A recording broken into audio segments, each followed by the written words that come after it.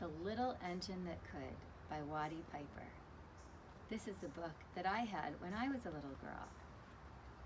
My brother wrote his name, and I wrote my name in the book too.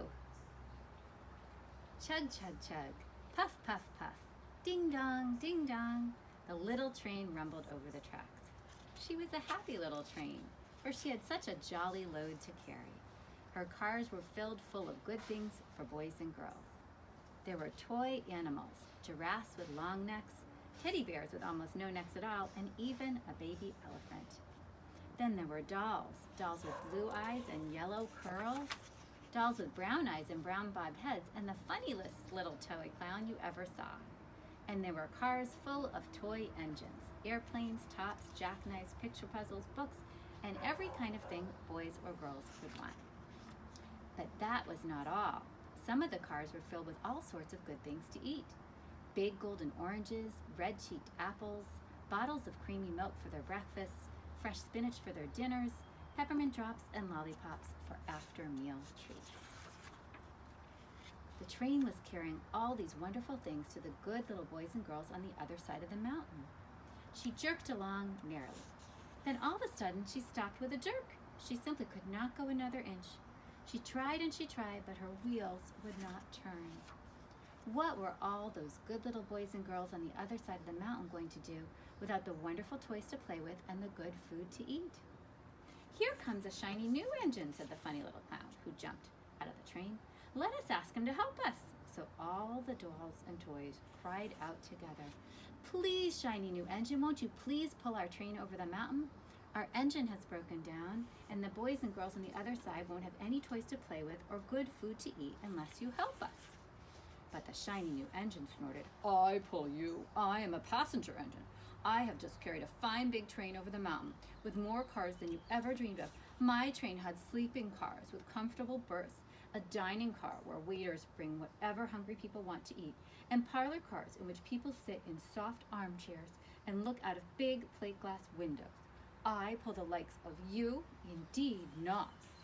And off he steamed to the roundhouse where engines live when they are not busy. How sad the little train and all the dolls and toys felt. Then the little clown called out, "The passenger engine is not the only one in the world. Here is another engine coming, a great big strong one. Let us ask him to help us." The little toy clown waved his flag, and the big strong engine came to a stop. "Please, oh please, big engine," cried all the dolls and toys together. "Won't you please pull our train over the mountain? Our engine has broken down, and the good little boys and girls on the other side won't have any toys to play with or good food to eat unless you help us." But the big strong engine bellowed, "I am a freight engine. I have just pulled a big train loaded with big machines over the mountain. These machines print books and newspapers for grown-ups to read. I am a very important engine indeed. I won't pull the likes of you." And the freight engine puffed off indignantly to the roundhouse. The little train and all the dolls and toys were very sad. "Cheer up," cried the little toy clown. "The freight engine is not the only one in the world. Here comes another. He looks very old and tired, but our train is so little, perhaps he can help us."